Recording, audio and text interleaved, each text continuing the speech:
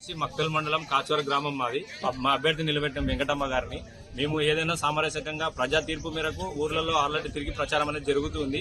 నిన్న రాత్రి గుణంగా అందరం జరిగినాము. అయితే మా మీద ఎక్సున్న ఆకారం ఎవరైతే ఉన్నారో అవతల కాంగ్రెస్ వ్యక్తి వచ్చేసి ఇక్కడ మా ఇంటి ముందర దగ్గర తెల్ల ఆవాలు మొలకెత్తినవి, అవి ఇసుక, దాని తర్వాత దానిలో ఒకటి మామూలుగా చనిపోయిన వ్యక్తుల మీద చల్లే స్ప్రే బాటిల్, అవి దాని స్మెల్ వస్తుంది. మీరు కూడా మీడియా వాళ్ళు చూసండి. అది ఇక్కడ చల్లడం జరిగింది.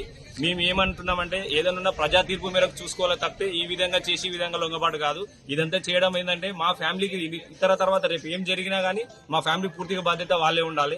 ఏమైనా ప్రజా తీర్పు మేరకే ఉండాలి. ఇక్కడనే కాదు, ఎవరైతే మేము ఎక్కడైతే తిరుగుతున్నామో ఆ వ్యక్తుల మీద మొత్తం జరుగుతుంది. రాత్రి 11 నుంచి 12 గంటల ప్రాంతంలో ఇది జరిగింది.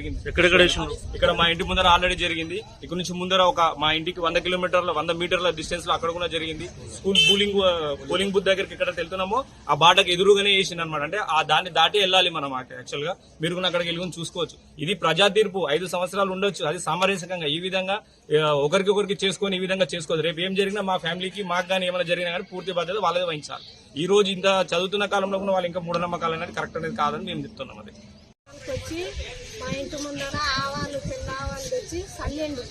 అక్కడ సెక్రెటరీ వాళ్ళ ఇంటి దగ్గర చల్లిండు. ఇంకెక్కడెక్కడ చల్లిండో ఎక్కడెక్కడ లేదు.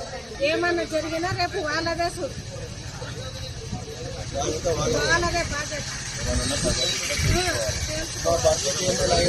మాకేమన్నా అయినా వాళ్ళదే.